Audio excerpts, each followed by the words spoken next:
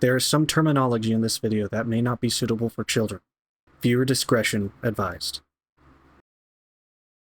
Hello there, you wonderful people. Wondrous Lantern here, back with another video. Today we're diving into one of the most iconic, most debated, most memed franchises of all time, Star Wars.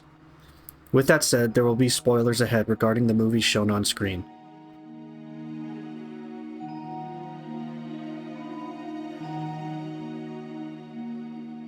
Now that we've got that out of the way, grab yourself a snack, pour yourself some blue milk, and sit back and enjoy as I dive into a brief thematic analysis of Star Wars Episodes 1 through 6. We're not just talking about lightsabers, cool ships, the droid attack on the Wookiees, or how Han definitely shot first. We're talking about what Star Wars really is about.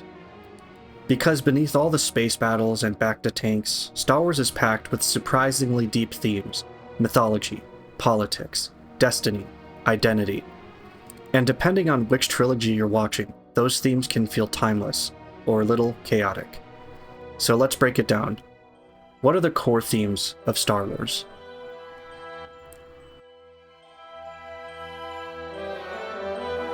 Let's start at the beginning with the obvious one, the hero's journey. Star Wars didn't invent it. That credit goes to Joseph Campbell, whose work, The Hero with 1,000 Faces, literally mapped out the structure of myth and storytelling across cultures. George Lucas? He ate that up like a death stick junkie looking for more death sticks in a cantina. Luke Skywalker is basically the textbook hero. He lives in obscurity. He's called to adventure. He refuses at first. He's guided by a mentor. He faces trials. He descends into the underworld, hello the Death Star, and he emerges transformed. It's no coincidence that the structure feels so universal. It taps into something primal. The idea that we're all capable of transformation, of stepping into something bigger than ourselves. That our circumstances can change, yet don't have to dictate our actions, but influence them. But what makes Star Wars unique is how it recontextualizes that ancient structure into a galaxy that feels both futuristic and ancient. Like, it's sci-fi, but it also has swords, and monks, and empires.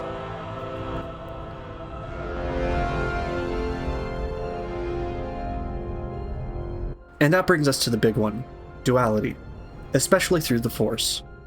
Light side, dark side, Jedi, Sith. Star Wars is obsessed with balance. Not good versus evil in a black and white way, but in a more Eastern philosophy, yin-yang kind of way. Think about Yoda. Fear leads to anger. Anger leads to hate. Hate leads to suffering. The Force isn't just space magic. It's a metaphor for internal struggle. It's about self-discipline, temptation, and the fight between ego and humility. Sure, there were times where the Force was used as powers, but these usually are moments that explore the character's self-discipline, temptation, and inner struggle of ego against humility. That's pretty much on par, with the themes being beyond just black and white, and that there are gray areas. That's why Anakin's story, arguably the real spine of the saga, hits so hard even after all these years.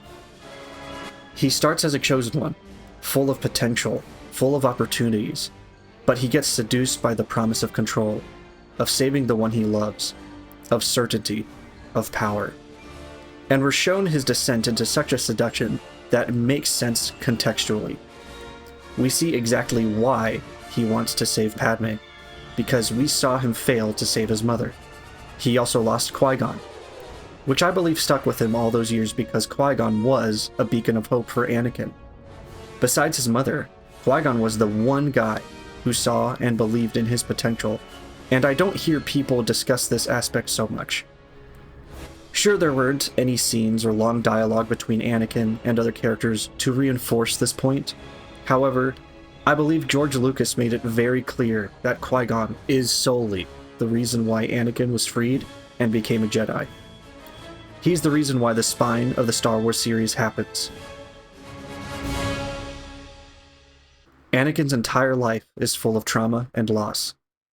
He begins as a slave on Tatooine, separated from his mother who remains as a slave on Tatooine, participates in a space battle at age 9, loses the one man who believed in him, goes through training, despite the Jedi Council's reluctance, probably thinking of his mother and Qui-Gon during those years.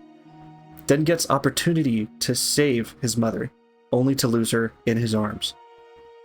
Yeah, I think it's safe to say Anakin is a character who struggled with trauma and loss, and dealt with the downward spiral that comes with it. And that spiral? That's not just fantasy. That's real. We all deal with fear, with wanting control, with loss, with making decisions out of desperation, with the uncertainty of what we're doing is the quote-unquote right choice. Star Wars says, it's not just power that corrupts, it's fear of loss, and letting that fear control you.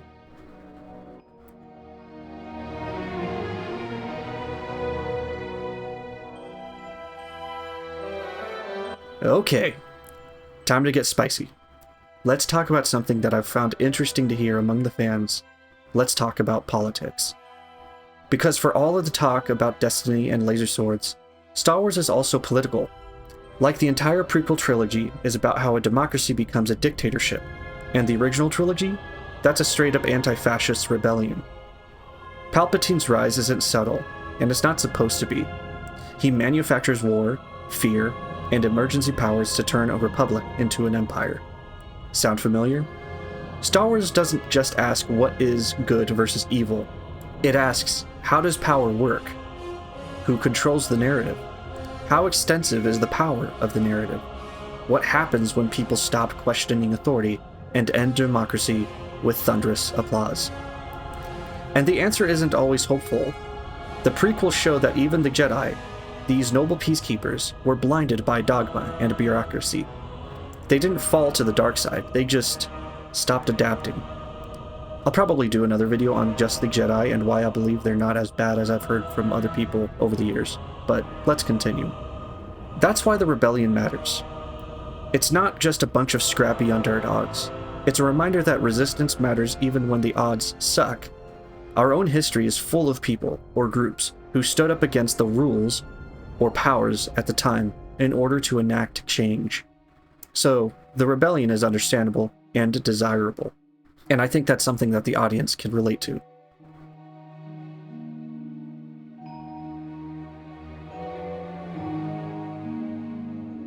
Let's talk about legacy and identity, but through the lens of just the original trilogy, before things got super complicated with bloodlines, clones, and Force Skype. Luke Skywalker's journey isn't just about learning to use the Force. It's about figuring out who he is, and more importantly, who he wants to be. It's kind of the big finale, with his decision to join the Emperor or remain a Jedi like his father before him. In A New Hope, he's just some whiny farm kid who dreams of adventure. But by Return of the Jedi, he's facing off the most feared man in the galaxy, and that man turns out to be his dad. That reveal in Empire Strikes Back isn't just iconic because of the twist. It completely reframes the entire story.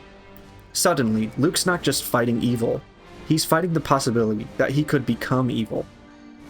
That the darkness in Vader might also live in him. As much as the concept of a sense of morality being passed down through a bloodline can seem strange at first thought, it's not too far-fetched for one to question who they'll turn into based on one's relatives. And Star Wars is not the only story that shows this. Lord of the Rings sees Aragorn struggling with being heir to Isildur, the man who was seduced by the ring's power. And this concept is huge, because in a lot of stories, the hero learns they can come from greatness, royalty, some lost chosen bloodline.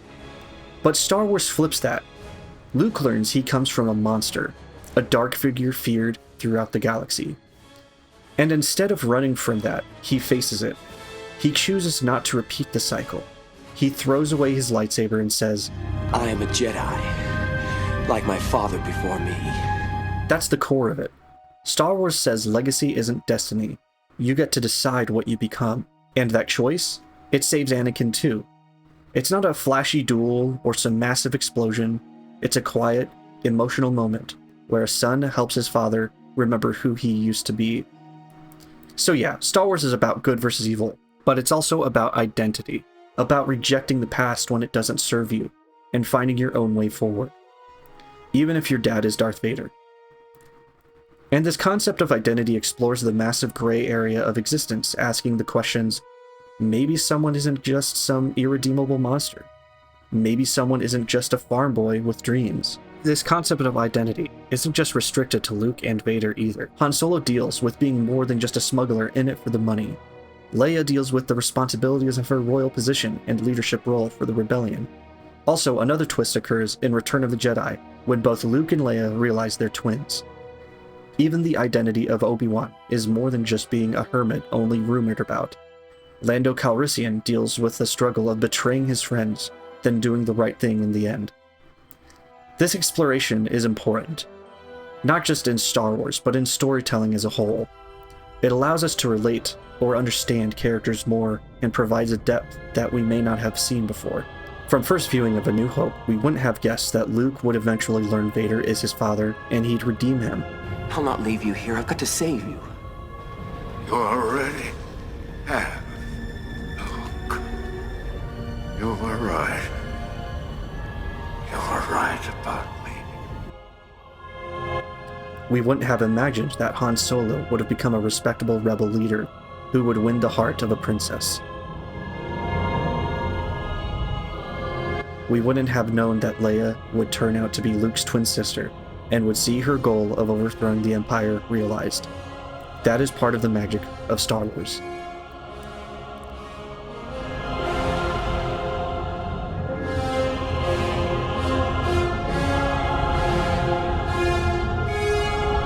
So, what is Star Wars really about?